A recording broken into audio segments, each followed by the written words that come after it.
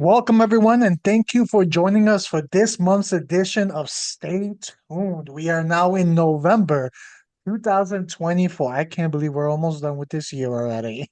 Like, Every year goes faster and faster, man. but anyway, thank you for joining us. This is the show where we do the research, we look into some of these movies so that you don't have to, and give you a little information. Who knows? It might pique your interest and you might catch something you didn't know about before. I am your host for this episode, Jose. And I am your other guy, George. With that being said, let's get right into it. Let's get right into these movies and TV shows. So first, let's start with the movies. On the first, right off the bat, not wasting any time, we have Here. This is a movie that's directed by Robert Zemeckis. For those of you who don't know, he did some very low key movies such as Very Who small. Framed Roger Rabbit. Some little indie film called Back to the Future, Forrest Gump, things like that. He, Whatever. he's done some small movies. So, but this stars coming back from the Forrest Gump days. We got Tom Hanks coming through. We got Robin Wright, Keely Riley, Paul Bettany. So it's got a good cast.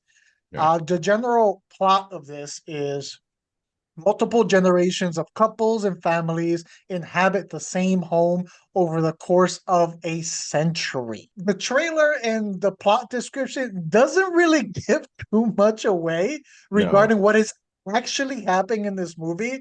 Like, all I got from the trailer really is multiple people living in this house. We're going to span over a large period of time, which is exactly what the description tells us. There's people dancing, there's people talking, there's people walking, people just living life in this house, but it doesn't really get into the nitty gritty of what the story is going to be, what's going to drive this movie. Uh okay, this feels like a one of those artistic passion project movies, Yes. which can go horribly wrong even when you have great talent behind it.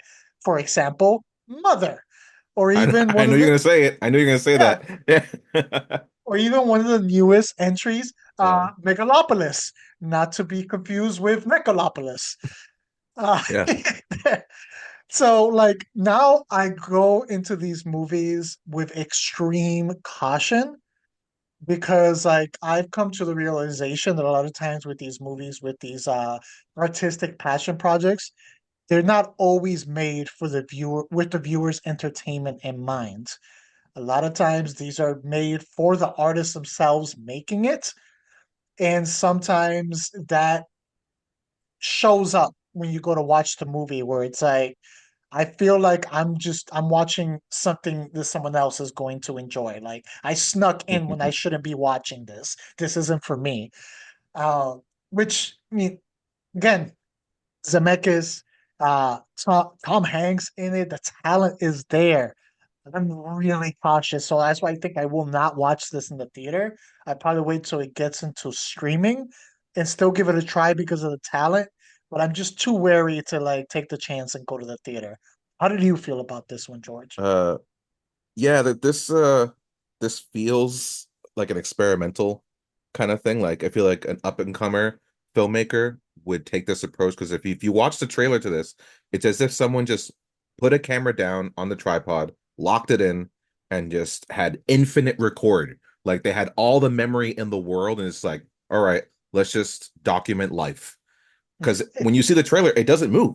You're in this one room, this one space. It goes from like 3 million BC all the way to now, and you're just seeing everything from this one spot go through time. And then eventually we're just focused on 100 years span of this household and the lives within it, like these families and this love story, but just that one room. And it's like in concept, that sounds interesting and it sounds very low budget in the sense of like if you're that young filmmaker trying to make a name for yourself. But this is Zemeckis, so like with that 3 million BC aspect, we're gonna see dinosaurs and other stuff that's gonna push some CG graphics and other kind of stuff.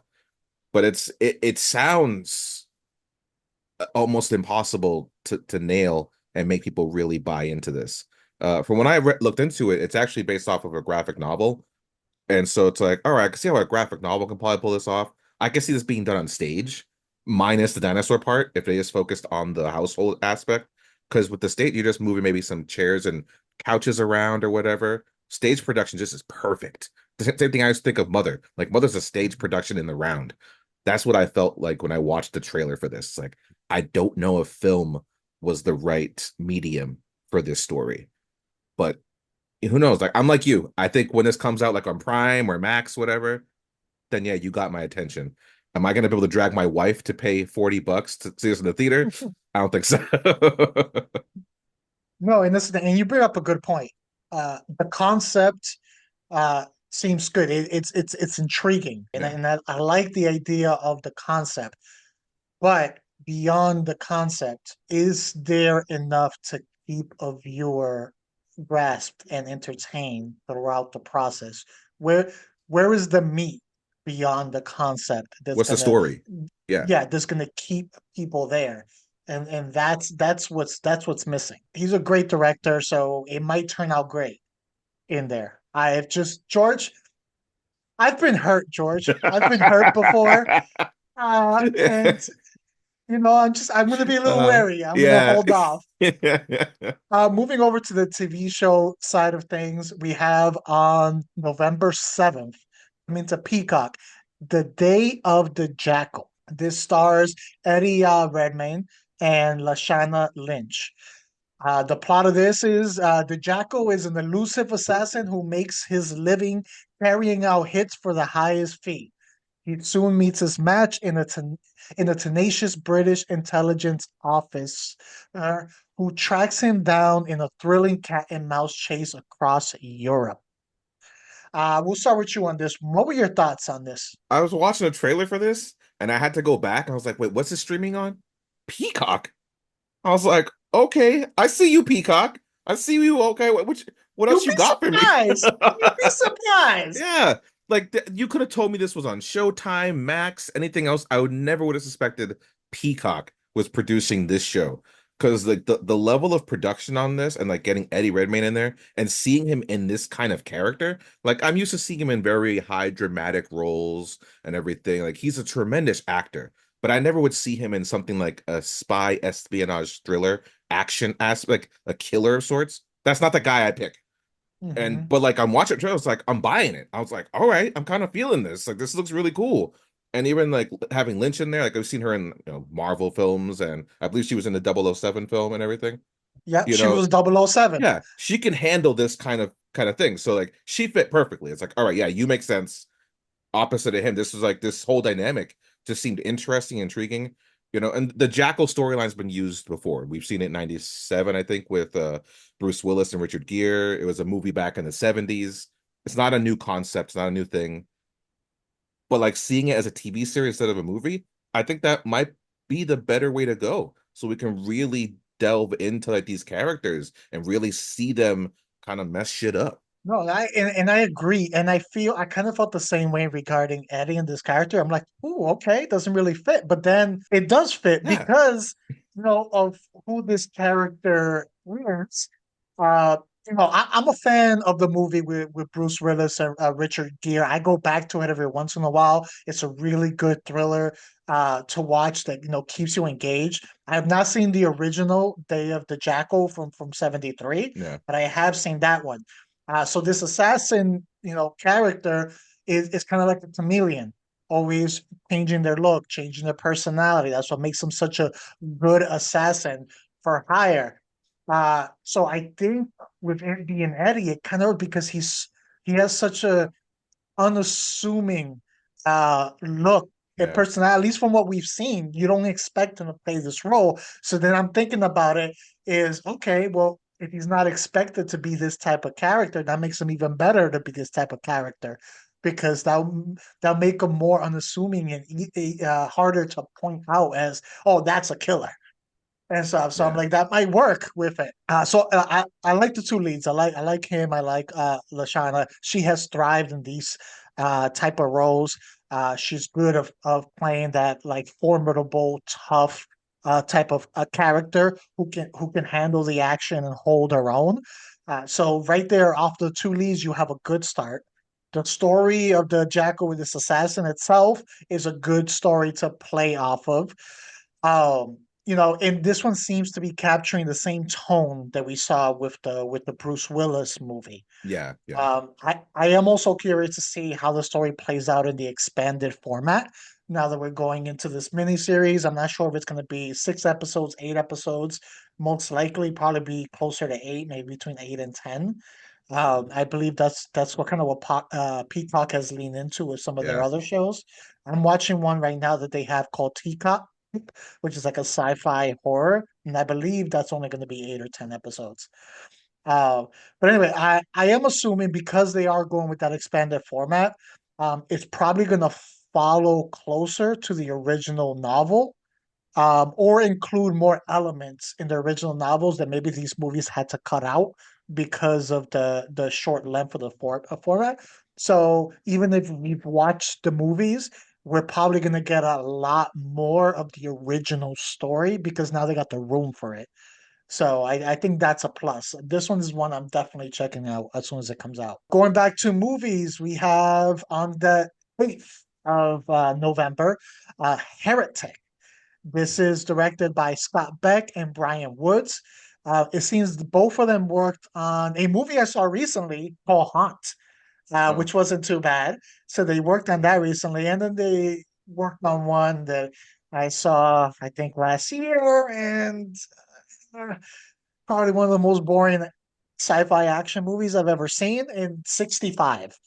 oh, that was them. So yeah, that was them. So out of the two movies that I've seen of theirs is one really big disappointment, another one that was not amazing, but surprising because I expected it to be not great. And it was actually surprisingly decent. But it stars Hugh Grant, Sophie Thatcher, Chloe East. The plot of it is two young missionaries become ensnared in a deadly game of cat and mouse, another cat and mouse, when they knock on the door on the diabolical Mr. Reed. Trapped in his home, they must turn to their faith if they want to make it out alive. So this looks good. It's very cryptic and mysterious, which can work with this type of horror movie. At least that's how it seems. For some reason, it gave me like Hansel and Gretel like vibes. Showing up Yeah, to the yeah. instead of put out the candy, showing up to this vibes. Then I remember seeing a trailer where there's the smell of pie and everything in there, which ends up being like a candle in the trailer and all that stuff. So like it kind of brought me to that. True to A24, it doesn't seem like a cookie cutter concept. The trailer also did a good job of setting it up without giving away too much.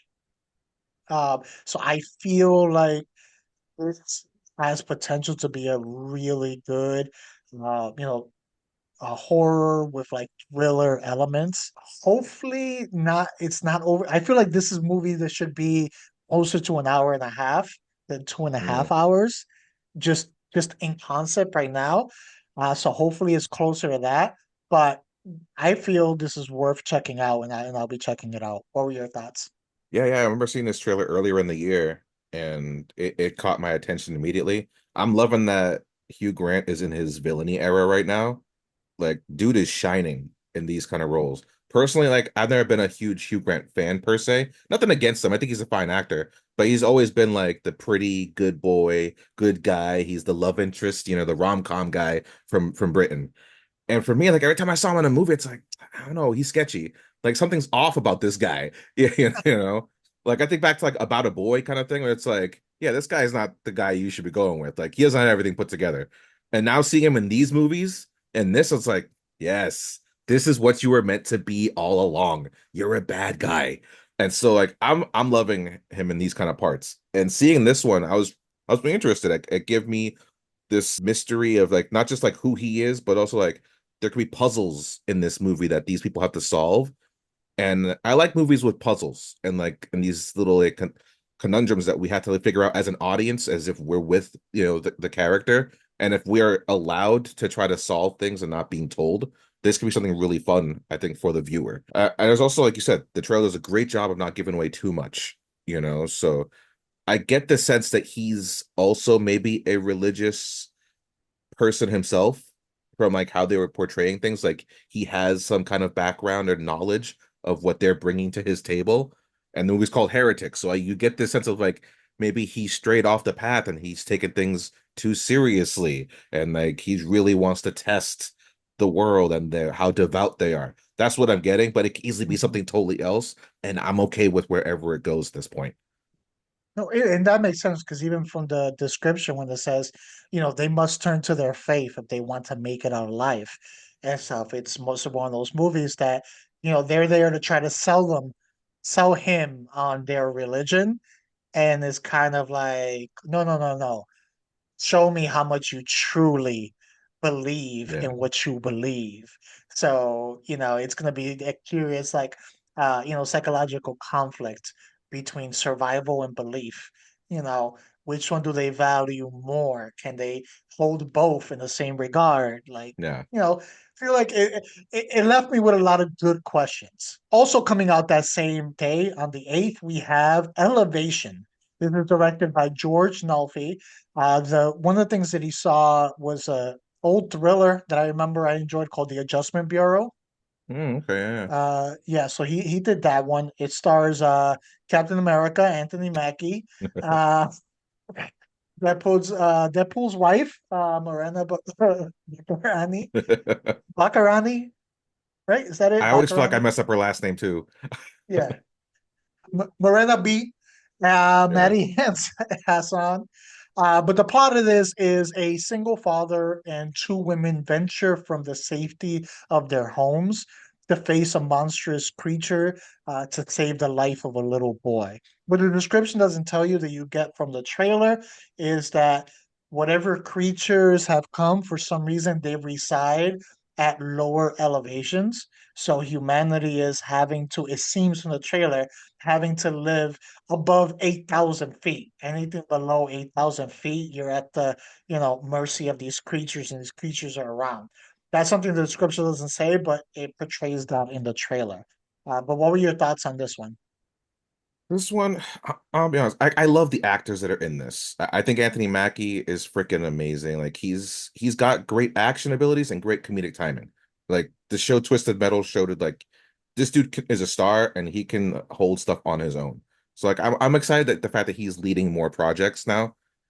This one just didn't grab me though. It gave me like a Quiet Place mixed with Tomorrow War vibes, and Hmm. the Tomorrow War vibes were stronger than the Quiet Place aspect. And so it's like I'm not necessarily sold that this could have been like a straight to DVD movie. I'm not really encouraged to go to the theater to necessarily watch this. And to be honest, like I didn't even catch that part of the actual name of the elevation of like why it's that title.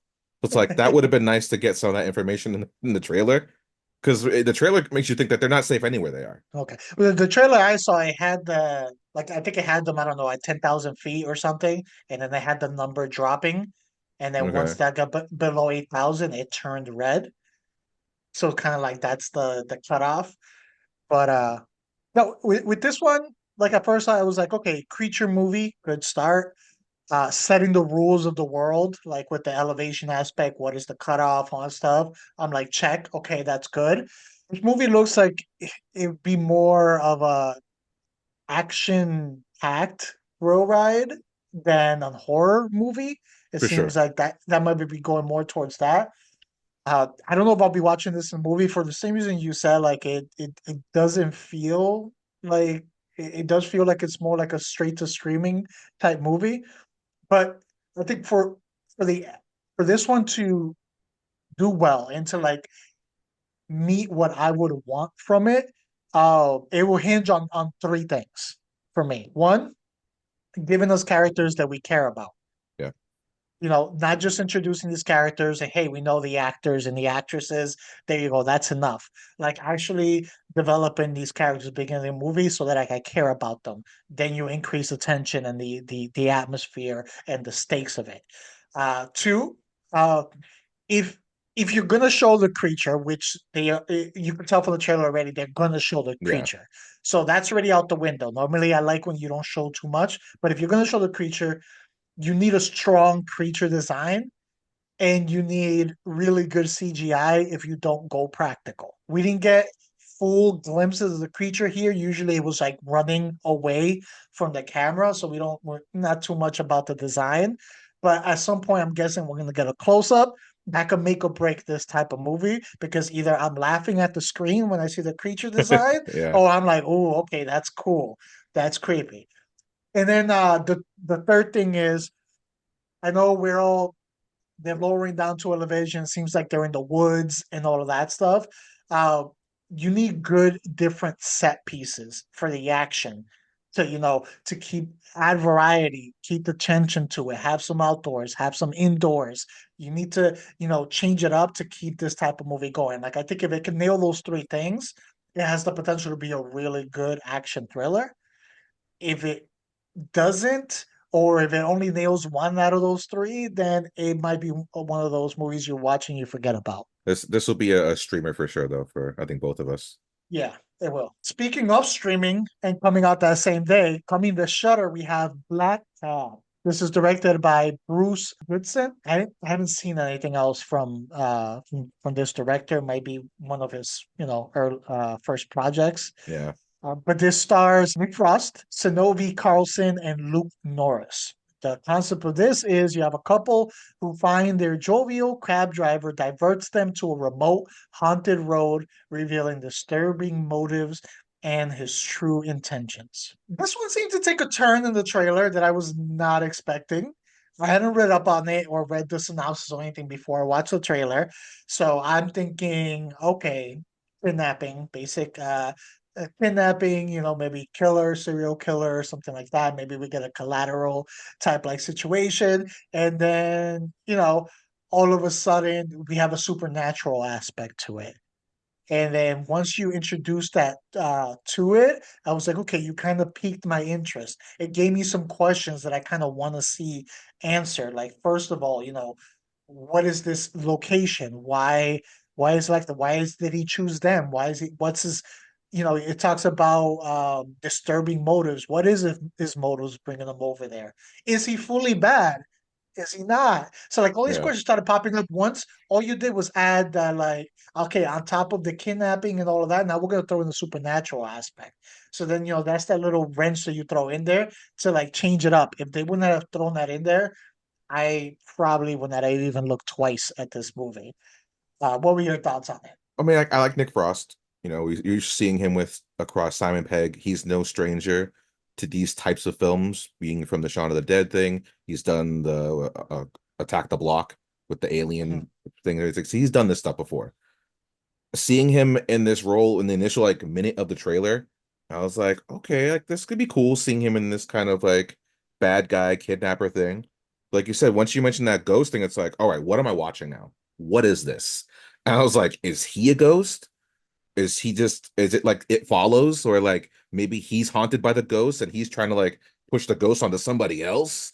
It's like, so maybe they're just random people that just happen to pick up, or is this an Uber pickup gone wrong? Like maybe he's been following them. I like yourself, I had so many questions, and because of that, I was like, thank you, Jose, for sending this trailer my way. I can't wait to see this movie now. I'm extending my Shudder subscription into November. It's like, so Right. interest is peaked. It's just that little twist. That's it. You throw that little change to kind of make to change it up to make it different. You're adding multiple dynamics to it, and sometimes that all it takes just to kind of get people interested. Because we're in the world right now where there's so much of the same when it comes Yeah, to Hollywood and the movies that sometimes just throwing in a little something a little unexpected is enough to like make something stick out. So I'll be watching this probably day one when it comes out on Shutter. yeah, Moving back to the TV shows, we have Saint Denis. I must say Denise because there's only one N in this, so yeah, not Saint Dennis. I'm gonna go Saint yeah. Denis Medical. It's gonna be on NBC. But the cast is Allison Tolman, David Allen Greer, Becky Leeper. The plot of this is devoted nurse has been promoted to supervising nurse in an emergency department. She works alongside an eclectic team of underfunded yet dedicated doctors, nurses, and staff. They are doing their best to not lose their patients Yeah. in this overrun hospital. This is going to be a comedy. It's going to be a sitcom. I know with the description, sometimes the way it reads is like you can't really tell. But Yeah. it's gonna be a sitcom comedy. What were your thoughts when you watched this? 5 seconds in, I thought to myself, man, this is like Superstore in a hospital. 10 seconds later, from the makers of Superstore, it's like, oh, okay, there it is. And it's funny, I just recently finished actually watching that whole series. I never watched it when it came out, but I was like, this thing had like 6 seasons. I'm gonna check it out. Is it worth it? It was okay. I wouldn't tell anyone to watch it, but it was all right. I get those same vibes now from this. It has cast members from that show. Mhm. One of the doctors in this show was like the pharmacist in Superstore. His character looks exactly the same. And I don't mean physically, the way he's talking, the way he's acting, like he seems the same kind of like, I don't know, goofball, possibly misogynist kind of person he was in that show. And that makes me kind of disappointed because it's like, all right, you're not going to change. Like, that's just your character. There's a Hawaiian lady in there who in Superstore, she was kind of Who's a the joke. quiet one, right? Yeah, the quiet one who everyone just Yeah, crapped on. And yeah. then you come into this trailer, you see like her character's kind of being crapped on again, whether it's just through circumstance. And so those aspects kind of have me at a place where it's like, I don't know if I'm gonna rush to watch this because it's like, all right, you're just repeating certain things you did from the other show and just giving it a new location. I'm also at a place where like I feel like I'm almost done with the mockumentary style shows. You know, it's like it's from the same channel that gave you The Office and Parks and Recs. Great shows, but it's like, all right, but there's other genres. We don't have to keep on doing this thing over and over again. So I don't know. I'll probably wait. I don't think because I'm not in a rush to watch this one. We'll wait till it has like 6 seasons and then I'll hop in. Yeah, I hear you on the Superstore vibes. I enjoyed the Superstore. I didn't love it, but Yeah, it had good yeah, moments. I enjoyed it overall. You know, if I had to, um, you know, choose a sitcom to watch, I'll make it through quite a few before I get to that one. But again, I didn't dislike it. We get so many hospital dramas and shows about genius, rebellious doctors. That's like the thing to go. Yeah, The yeah, doctor who's a genius and just won't follow the rules, goes by his own tone and all of that stuff. Like, it's good sometimes to just leave, the serious behind where such a serious real life setting, such as a hospital, kind of like Scrubs. yeah, Scrubs yeah, really stick out because hospitals, there really isn't much about a hospital. You're like, oh, that seems fun. You know, when we get so many of those shows, it's good to like pivot and do that. So it has that going for it. Good sitcoms are rare. Sitcoms in general are rare these days. So like I probably will be trying it just because there's not a lot of sitcoms that I currently have on my rotation that I haven't already seen. I found myself having to go back and watch episodes of old sitcoms yeah, because sometimes I don't want to see something that's like very heavily story driven. I want to see something that for, 25, 30 minutes I can sit down, have a few laughs, and that's it. That's my only mission with watching that. So this will probably become that. Those times where it's like, I only have 30 minutes. Don't really want to get too deep into anything. Let me put it on, chuckle a few times, laugh. That's it. It served this purpose. So it probably will fall in my rotation as that like that buffer series or things like that, or just yeah, like, oh, I just saw something that was really, really serious, something that like, I was like emotionally invested in. I need a cleanser. Let me put this on and just kind of get some dumb comedy there. So I might check it out for that reason. I can go with that. It'll be background comedy kind of stuff. Going backwards to 11A because I realized I forgot to mention one of the movies that's coming out. Small Things Like These. This is directed by Tim Millens. He directed on the Legion TV show. He directed on Peaky Blinders. He did a lot of television in there. So, this is one of his early forays into movies. This is stars Cillian Murphy or Killian Killian Murphy. Murphy, Yeah, Killian Murphy, Emily Watson, and Eileen Wash. The plot is in 1985. 1 year after little Jose was born, a devoted father. uncovers disturbing secrets at a local convent. As he investigates, he discovers a shocking truth about his own past and life. On the trailer alone, just the trailer, you know you're gonna get an amazing performance from Cillian Oh yeah. Murphy. Just on the trailer. You know, I don't need anything else. He barely says anything, and you can just feel it. You're like, he is killing this performance, like automatically. So this one, I want to check out purely on the acting. Like just that alone is enough for me to check it out because I have this feeling that he's gonna absolutely nail it. But the story looks like it's one that's going to go down a dark path. And Yeah. you know, sometimes that's intriguing for me too. You know, when a movie does that. I mean, when you hear the quote, "In order to get on in this life, there are things you're gonna have to ignore," and that's the last thing you hear in the trailer. That right there tells you you're gonna go down some dark, bring up some dark elements that he's going to be uncovering. So that mixed with his ability as an actor, and I kind of like this coming from Oppenheimer, Yes. where like finally a lot more people were like, "Holy crap! Okay, okay, Killian," and then following that up with this, it seems like the perfect follow up. So I think I'm there. I'm there to watch this. I'm intrigued by this one. Yeah, I was when I saw this trailer, I was so glad that he went with something like this because the big mistake a lot of Oscar winners do is, all right, now I'm gonna make like this big blockbuster hit to follow it. That's not a hit and it bombs. You know, you think of an Eon Flux or a Catwoman and stuff. But it's like he's already done the comic book superhero things. That's past him now. So now he can just keep on focusing on great movies, which is what you see he likes to do. Like you don't really see him in off-ball things. He's generally going to be in something that's very story-driven and character-driven. You know, he's the star of Peaky Blinders. You know, so like this guy knew what he was doing by keeping him as his lead actor. I actually looked into what this story was about. If you're gonna watch it, I'm not gonna say, and for people who are gonna see this, I want to leave that mystery there.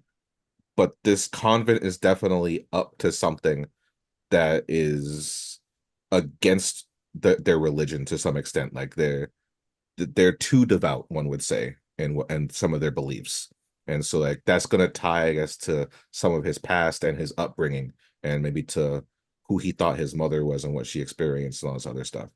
And when I saw what it was about, I was like, all right, that seems cool. Like I'm all about freaking seeing the dirty work behind a church or a place like that, you know, a religious belief, because they're held above us. And to see them kind of down in the dirt doing something that's very questionable, that to me usually makes a good story. And to have him as our lead, yeah, I'm down for that. All right, moving back to the TV shows, we have on the 14th coming to Prime, we have Cross. This is starring Aldous Hodge, Samantha Walks, and Jennifer Wigmore. The plot of this is a decorated DC homicide detective and forensic psychologist faces a sadistic serial killer. He and his partner track the killer, and a threat from his past appears with ill intent. What were your thoughts on this one? I mean, I don't know if you remember watching the one with Tyler Perry, the Alex Cross movie. Tyler Perry? No. Yeah. Oh, you didn't miss anything. It's okay. It was a dud. Watching this trailer, I was like, this is what I should have got from that movie. Like this trailer for a TV show has already impressed me a lot more, and I'm getting like those Reacher vibes. So it's like if they can Mhm. pull off what they've done with Reacher and do it with this character, I'm already in. I'm sold because it looks intriguing. It looks like there's gonna be some I don't want to say seven level kind of stuff going on, but maybe almost like Patient Zero or something like that. Like I like the cat and mouse between uh a killer coming after like an agent kind of thing, and the agent has to try to get, you know, one step ahead, but they're already like five steps behind kind of thing, you know. But he's like this super agent, so he's obviously going to pull it off. And I also like this actor. I think he's starting to like come into his own now. I used to watch him in this other show way back in the day called Leverage, Yep. and he Yep. was awesome in that show. I thought it was a great show, and then I felt like he disappeared. So I'm glad that he's like having a resurgence and he's just popping up everywhere now. Yeah, I'm pretty much on board with pretty much everything you said. This looks like a nice dark thriller. You know, having a character not only be a homicide detective but also be a psychologist, Like I think that adds a good dynamic to the main character, and it tells me that this might get really like psychologically dark. Yeah. Like I think, the movies you brought out, bringing up Seven and stuff. Uh, I think that's spot on because what made those movies was the psychological aspects, the mindfuck aspect Yeah. of those Yeah. movies. And and I personally enjoy those type of movies beyond just the plain old trying to solve a murder like type movies. Like give me this stuff where, it's not just what you're physically doing, but there's a mental battle to a mental chess game. And then like you, and I had in my notes, I also like this lead, Aldous Hodge. Yeah. See him in a few things, and I feel like he always brings a presence to the screen, no matter how minor his role is. There's a certain presence and a certain like charisma that he brings to a character. So I am looking forward to seeing him in this and watching this when it comes out. Moving back over to the movies, the 15th, we have opposite tone to the last Yeah. one. We have the red one, directed by Jake Kasdan. He did directing for Freaks and Geeks, Bad Teacher, the Jumanji remakes, which were actually a pleasant surprise.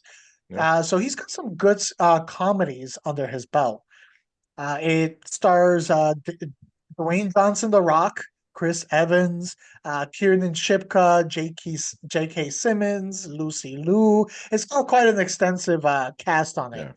But the plot on it is when a villain kidnaps Santa, yes, you heard that correct. When a villain kidnaps Santa, an extremely large and formidable operative, elf, extremely large and formidable elf. That's what elf stands for in this one. Yeah. It's like a CIA type like acronym, but joins forces with the world's most accomplished tracker to find him and save Christmas. This doesn't look like it's going to be racking up any award nominations, but it also looks like it's not meant to be that type of movie. Yeah. And it seems from the trailer like it knows it's not meant to be that type of movie. We know from all our discussions and the Christmas episodes that we've done the last 2 years, I'm not as big on Christmas movies as others within NASS are. But when I do enjoy them, they tend to be different, and tap Yeah. into different genres rather than the basic old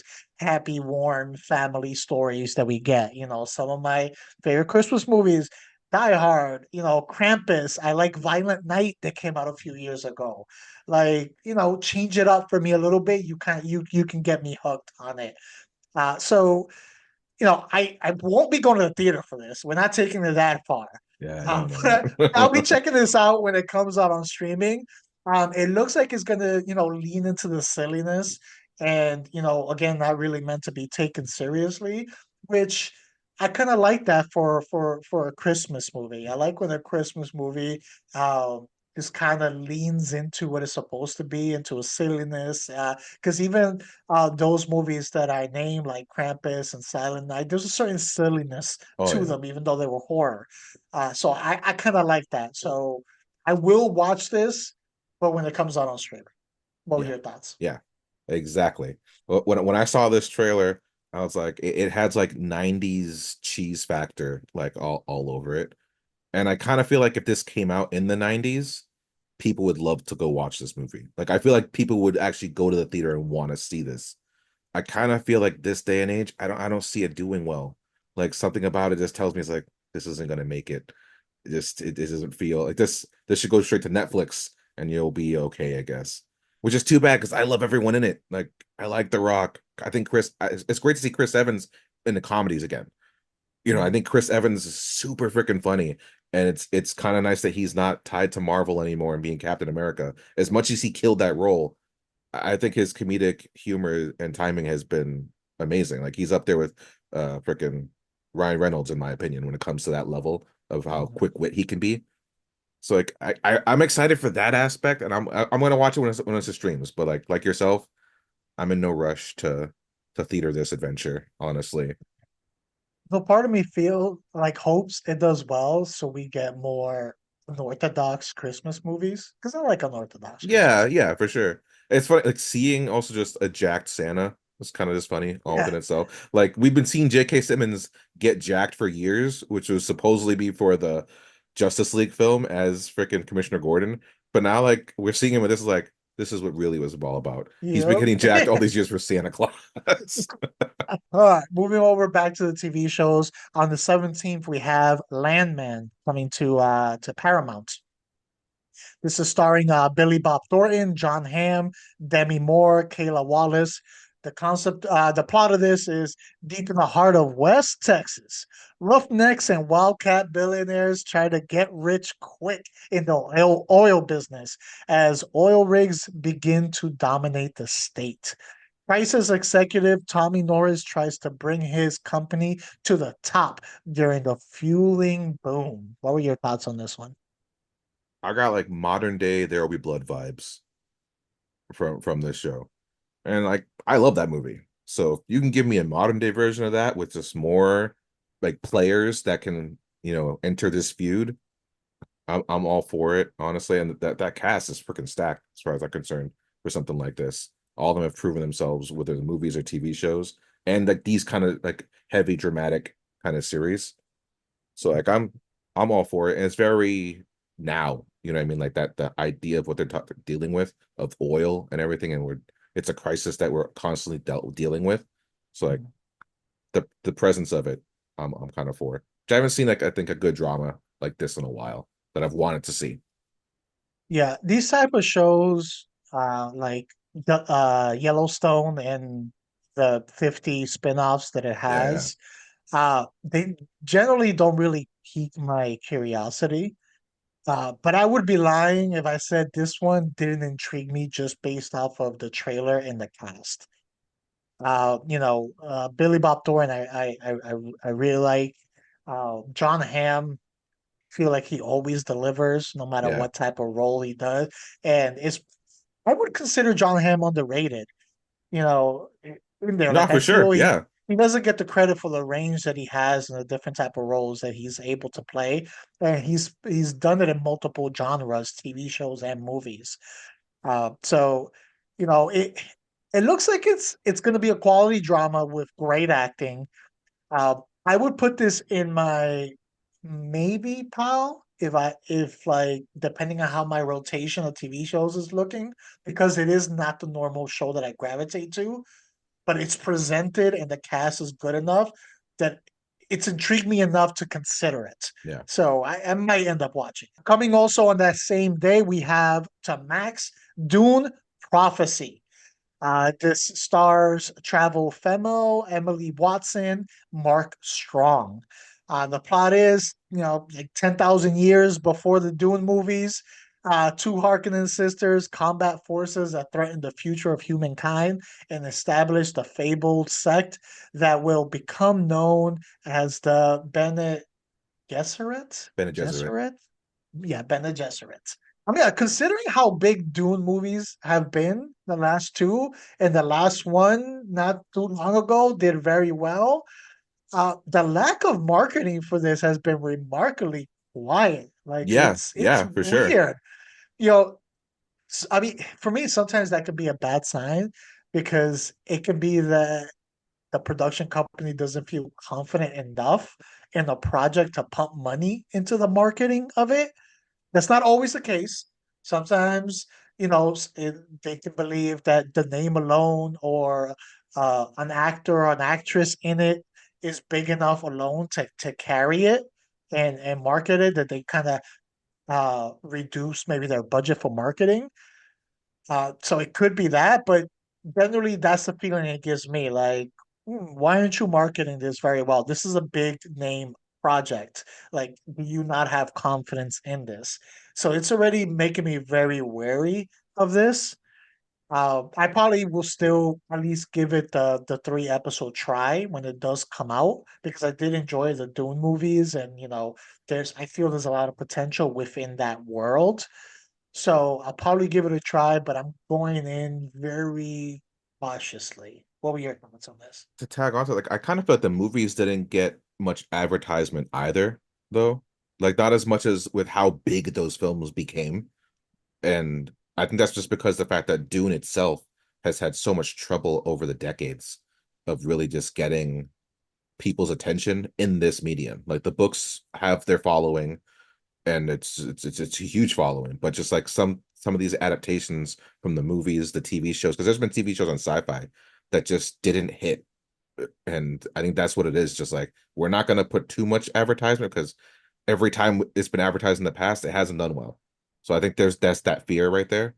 Mhm. But the trailer looks good. Like it looks on par with what the movies gave us. Like I think they've done a really good job of feeling like it's still a part of that world that Denis Villeneuve has given us while making it its own. I feel like this can be its own, the new Game of Thrones kind of thing. And that's the thing. There's always like, what's the next Game of Thrones, right? Mhm. And this has sandworms. That's the difference.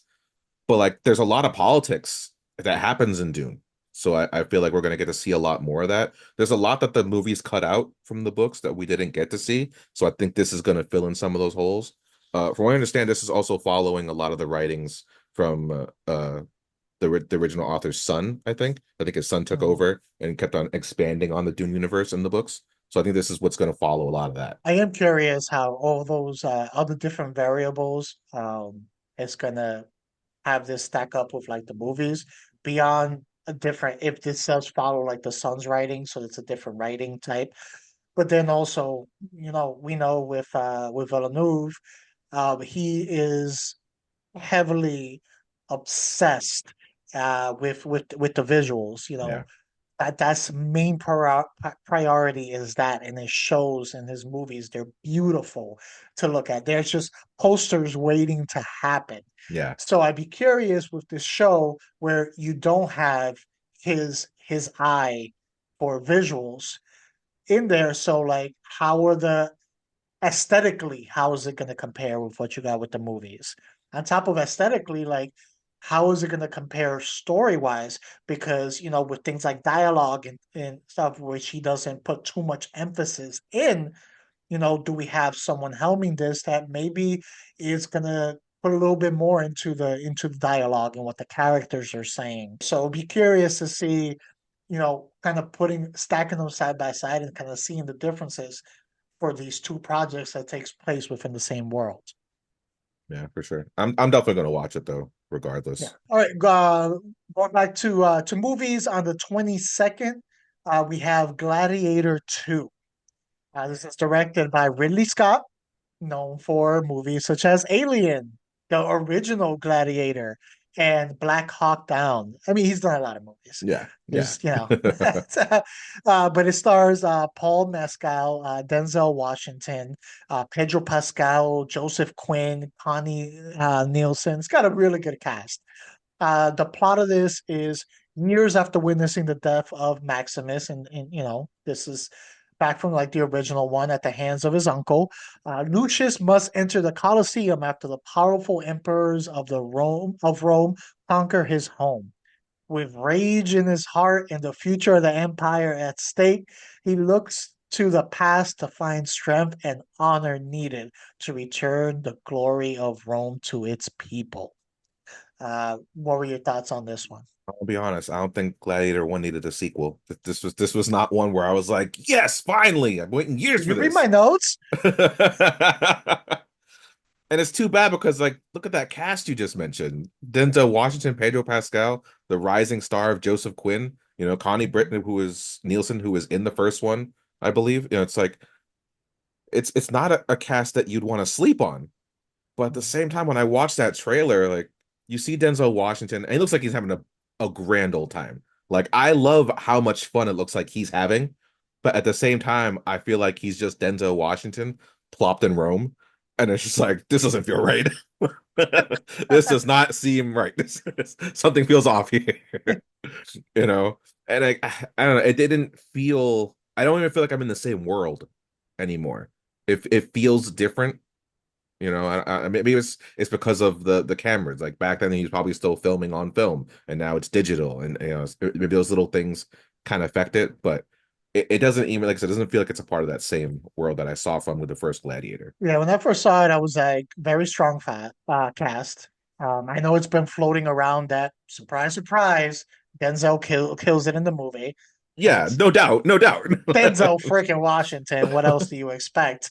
There's also been high praise coming out for Paul Mescal. I think Yeah, including yeah. even from Denzel himself. He's been heaping some praise for Mescal. I also never felt Gladiator needed a sequel. Never once where I was like, I can't wait till they make another one of these.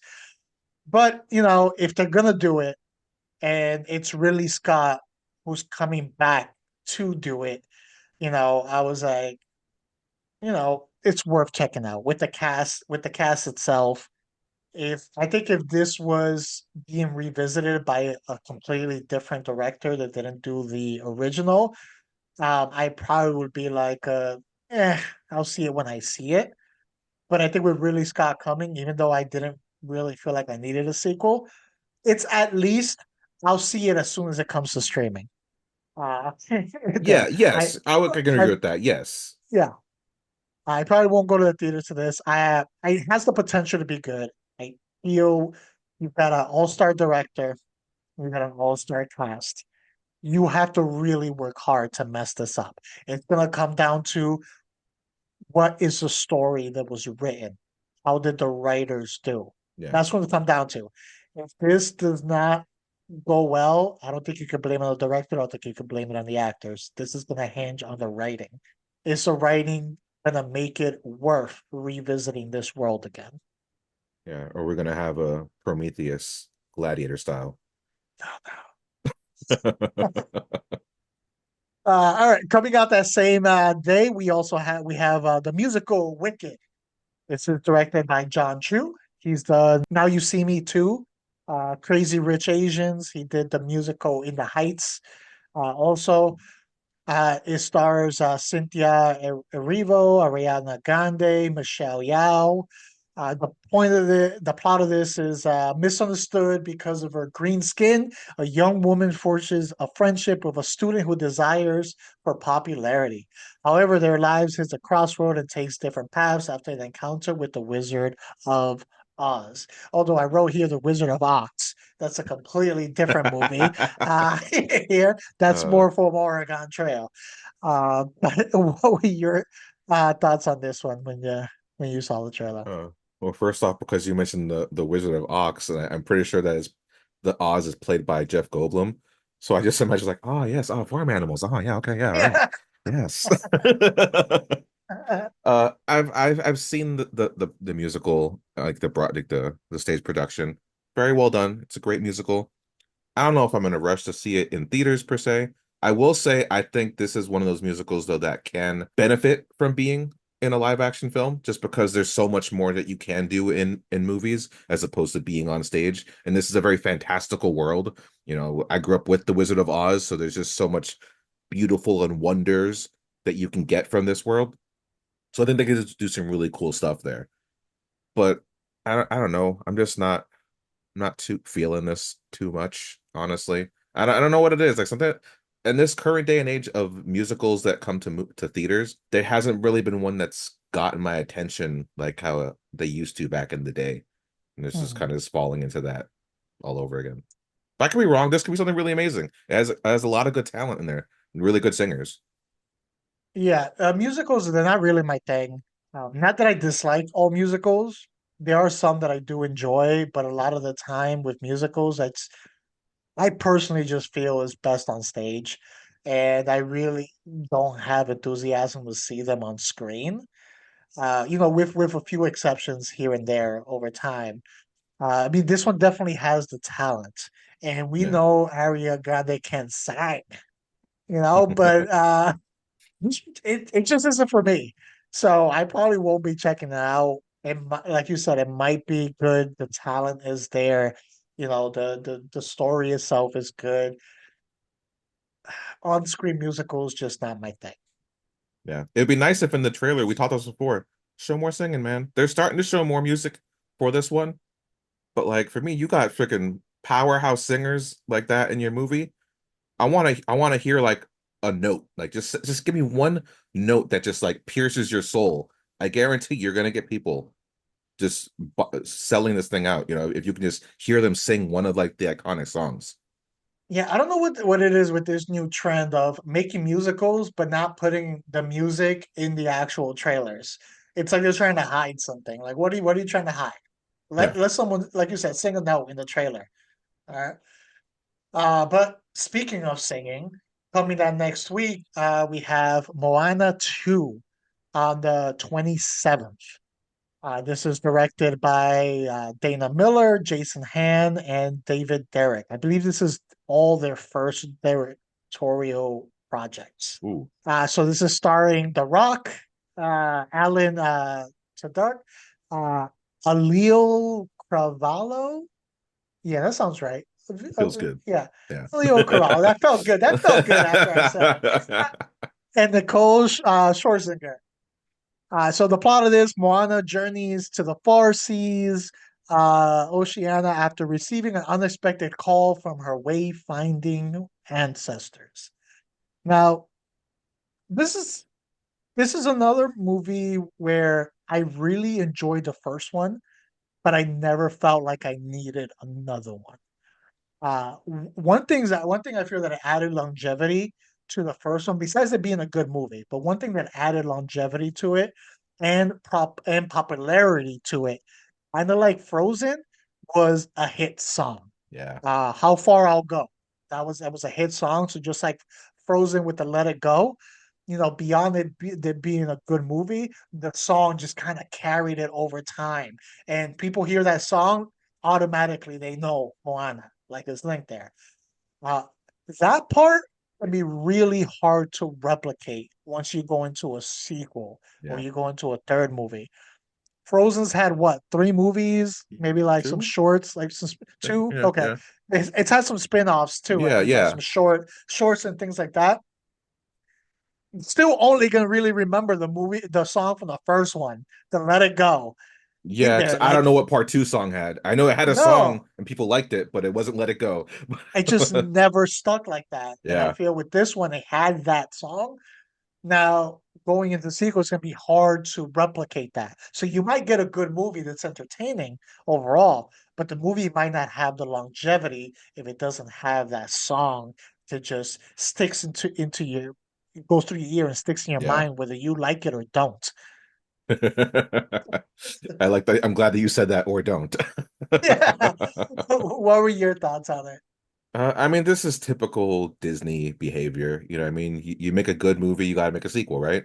That's how it works. I do feel like with the first Moana, you nailed everything about it.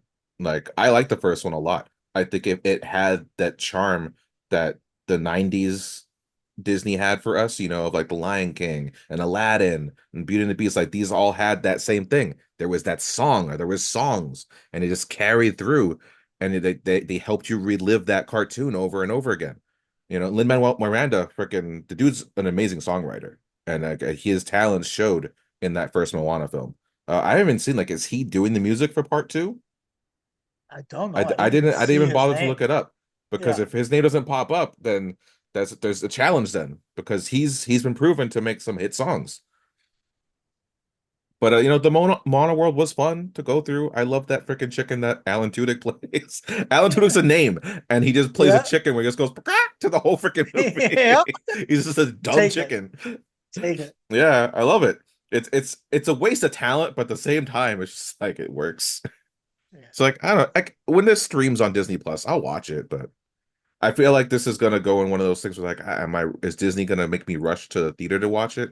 Not necessarily. It's not Pixar level. All right, moving into our last thing for the month, TV show coming on the 29th, we have The Agency. This stars Michael Fassbender, Richard Gere, Jeffrey Wright, Catherine Waterston. So it's got a pretty strong cast. Yeah. The plot of this is an agency known as the NAA is waging an internal war against the Order of Saint Dumas. The new agent will be badly affected when the warning comes to him. What were your thoughts on this one? This was one of those Showtime shows, and this Yes. gave me like a new Homeland kind of feel, like how that show was, where you got like this agent who's going through some shit, whatever. Like, there was like PTSD, I believe, within that storyline and everything. I can see that happening for Fassbender's character here. but in a way where like it's kind of opened his eyes to who he's been working for.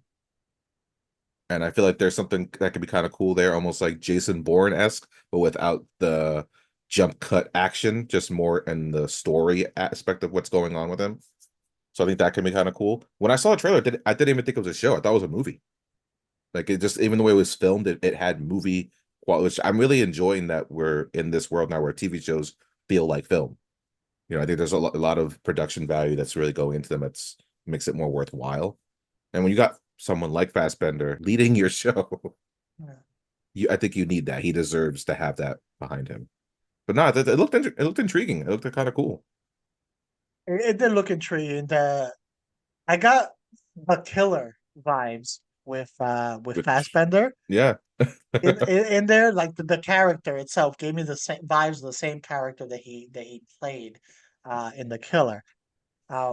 It seems like it's going to be an agent show with a slower burn, focusing more on the struggles of the character than than the action and the missions themselves. Not saying it isn't going to have that, but I feel that's not going to be the focus of it. We're not going to get a Mission Impossible, no, yeah, type of show here, or what's the one they have on Prime now? Citadel. Like it's oh not going yeah, to be yeah, for a sure. Citadel type project. Seems like it's going to be more character driven aspect. So I'm intrigued. It has a strong cast.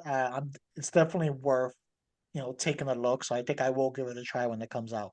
Yeah, no, for sure. Just that the whole psychology of an agent and what they have to be to do this job. I think there's something really interesting about that aspect. Which is funny Yeah, because the other one, it was like the psychology and what it takes to be an assassin and yeah, truly do yeah. that job. That's the same thing Which with is an not that agent different. Which now. is not. All right. Well, that is what we have for the month. Thank you for joining us. Hopefully, we gave you at least a good idea of what some of these projects that are coming out, and you can let us know if there's any you're planning to check out. Is there anything that we missed and we should be on the lookout for? Be sure you put it down in the comments below when you like and subscribe. And we will be coming back next month for December once again to give you what is coming out, the TV shows, the movies. So, we're going to do the work to get the information so you don't have to. Once again, thank you for joining us. I have been your host, Jose. And I was your other guy, George.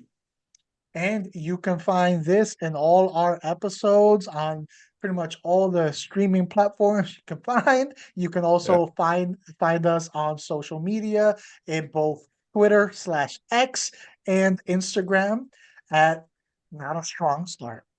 Thank you for joining us, and until next time, stay tuned.